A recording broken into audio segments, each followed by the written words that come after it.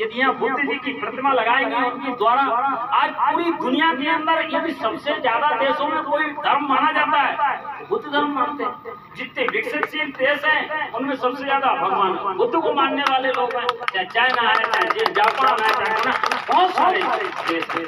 तो इसलिए हमको उनके द्वारा बताए हुए रास्ते पे चलें तो इस गांव में बुद्ध जी की प्रतिमा लगाने का निश्चित रूप से सार्थक होगा। कि अब हम शिक्षा के क्षेत्र में हमारा समाज बहुत पिछड़ा हुआ है, हम शिक्षा पर ध्यान नहीं देते हैं। बच्चा जरा भी बड़ा हुआ अपने साथ खेत के काम में हम उसको लगा लेते हैं। हमारी माताएं बहनें बड़ी संख्या में हैं। मैं हर जगह समाज के कार्यक्रम में विशेष रूप से आग्रह करता हूं कि सबसे महत्वपूर्ण जिम्मेदारी माताएं बहनों की है कि हमारे बच्चे पढ़े लिखे कैसे, हमारे बच्चे विद्यालय कैसे जाएं। हम लोग भी बहुत दूर दराज गांव के क्षेत्र से आते हैं, छोटे विद्यालयों में पढ़ के यहाँ तक आए। हमारे माँ बाप ने हमको उपकार कर दिया कि उन्होंने शिक्षित बना दिया, और जब शिक्षित बना दिया तो हम एमएलए बन गए। अगर हम पढ़े लिखे नहीं होते तो एमएलए बन सकते थे क्या? कि हमारे माँ बाप ने हम पे एहसान कर दिया, उन्होंने हमने कृपा कर दी कि उन्होंने हमें पढ़ने के लिए शहर भेज दिया और शहर आए। तो इसलिए इन बच्चों में किसका भविष्य क्या है, क्या लिखा है, सब बचपन में ऐसे ही होते हैं। लेकिन इन्हीं में से ही कुछ प्रतिमाएं निकल कर आ जाती हैं। किसके कारण? शिक्षा के कारण। अम्बेडकर जी ने कहा था कि शिक्षा वह शेरनी का दूध है जो पिएगा वह धरेगा।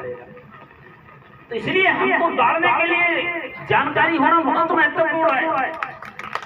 हमको और तभी जब शिक्षित हो जाओगे तभी बाबा साहब ने कहा था शिक्षित बनो, संगठित बनो और फिर अपने अधिकार के लिए संघर्ष करो, तब संघर्ष कर सकते हो। तो इसलिए सबको कहते हैं, हम माता बहनों से आग्रह करते हैं, चाहे परिवार में कहते हैं आधी रोटी खाएंगे लेकिन बच्चों को जरूर पढ़ाएंगे। और आज के समय में हमारी सरकार हमारे नौनिहाल बच्चों के लिए बढ़िया विद्यालय दे रही है, बढ़िया विद्यालय में बढ़िया बैठने की व्यवस्था है, और मेज और कुर्सी पे बच्चे बैठ रहे हैं। उनको पहनने के लिए मुफ्त में सरकार ड्रेस दे रही है, सर्दी आती है तो स्वेटर भी देती है।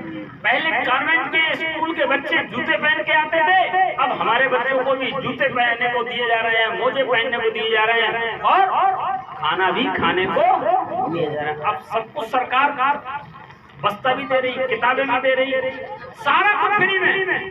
और उसके बाद यदि हम बच्चों को नहीं पढ़ाएंगे तो हम अपराध का काम कर रहे हैं कि नहीं कर रहे हैं? हम बच्चों के साथ अपराध का काम कर रहे हैं कि नहीं कर रहे हैं? तो इसलिए मेरा जितनी बोलने का मन बहुत है, और समाज के इस तरीके के कार्यक्रमों में जब भी मेरे पास समय होता है, मुझे बुलाया जाता है, मैं निश्चित रूप से जाने का प्रयास करता हूँ।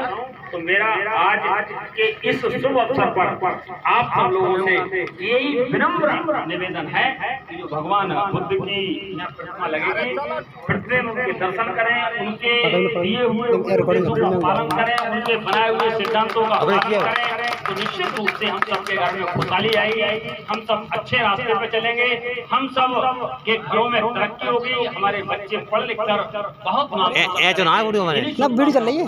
हाँ वीडियो चल रही है। बहुत बहुत धन्यवाद।